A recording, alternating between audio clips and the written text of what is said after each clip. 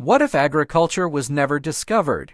At the beginning of human existence, life on Earth was defined by uncertainty and constant struggle. Early humans lived in small nomadic groups spread across vast and untamed landscapes. There were no cities, no permanent homes, and no stored food. Every day was driven by one single need: survival. Food was never guaranteed. Human groups moved continuously, following animal herds across plains, forests, and deserts. They gathered wild plants, collected roots from the ground, and depended entirely on what nature provided at that exact moment. In this world, stability did not exist. A successful hunt meant survival for a few days. A failed hunt meant immediate hunger. If animals migrated elsewhere, humans had no choice but to follow them. If droughts came, entire regions became empty and dangerous. Life was shaped by constant risk. Predators, weather changes, and environmental unpredictability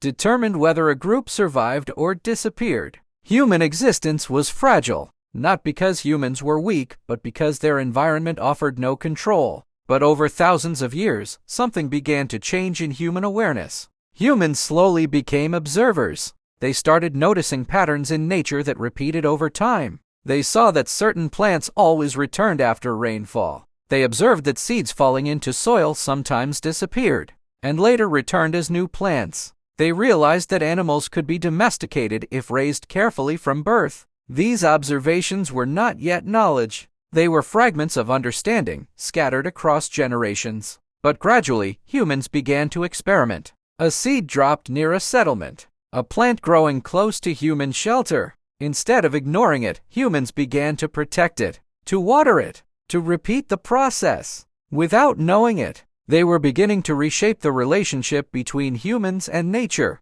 For the first time in history, a possibility emerged that food might not only be taken from nature, but also produced. At this stage, there were still no farms, no villages, and no permanent settlements. Humans remained deeply connected to the natural world, moving with it rather than controlling it. But beneath this simple survival life, a transformation had already begun. A shift in thinking that would eventually change everything about human existence. The transformation from nomadic survival to agriculture did not happen suddenly. It was a slow and gradual process, shaped by thousands of years of observation, repetition, and small discoveries. In different regions of the world, early humans began to interact with plants in a new way. At first, they were still hunters and gatherers. But over time, something subtle changed in their behavior. Instead of only collecting what nature provided, they began to influence it. A seed was placed into the soil near a settlement.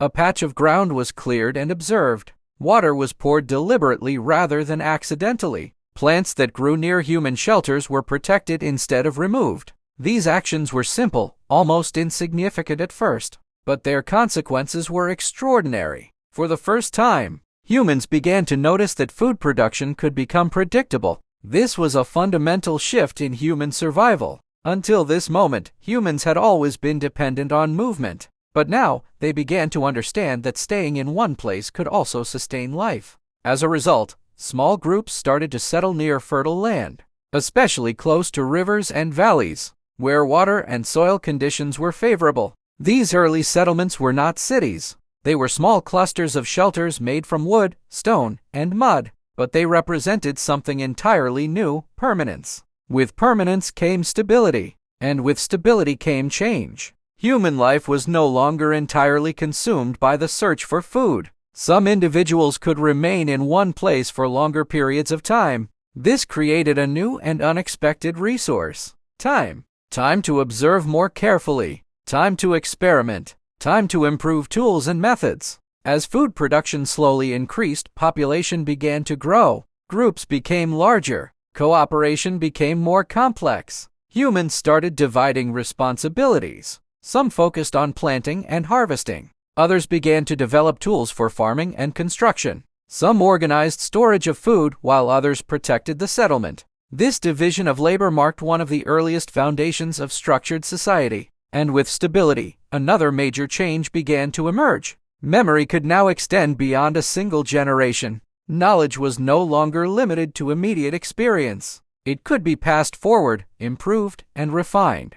This continuity created the foundation for civilization itself. Agriculture did not just change how humans obtained food, it fundamentally changed how humans lived, thought, and organized their world. It was the beginning of permanence in human history. As agriculture became more stable and widespread, human societies began to change at a pace never seen before in history. What had once been small farming settlements slowly evolved into organized communities. These communities grew larger and more complex with each generation. For the first time, humans were no longer living only for survival. They were building systems. Not everyone needed to produce food anymore. With a reliable food supply, people could focus on different tasks. Some became builders, creating stronger shelters and permanent structures. Others developed better tools for farming, hunting, and protection. As populations increased, leadership roles emerged. People were needed to organize labor, resolve disputes, and manage resources. This growing complexity laid the foundation for early forms of government. At the same time, communication began to evolve. As settlements expanded, memory alone was no longer enough to track harvests, trade, and stored food. Humans needed a way to preserve information. This necessity led to one of the most important developments in history, writing. The earliest symbols were practical. They recorded grain supplies, livestock, trade transactions, and taxes. Yet even these simple records changed everything. Knowledge could now survive beyond a single lifetime. As agriculture expanded, settlements grew into towns, and towns eventually became cities. Along fertile river valleys, the first great civilizations emerged. Agriculture provided enough food to support large populations, allowing society to become increasingly organized. Trade networks connected distant communities. Markets appeared. Roads linked regions together. Human cooperation expanded far beyond small tribes. Buildings became larger and more permanent. Cultural and religious centers appeared, reflecting the growing complexity of human thought.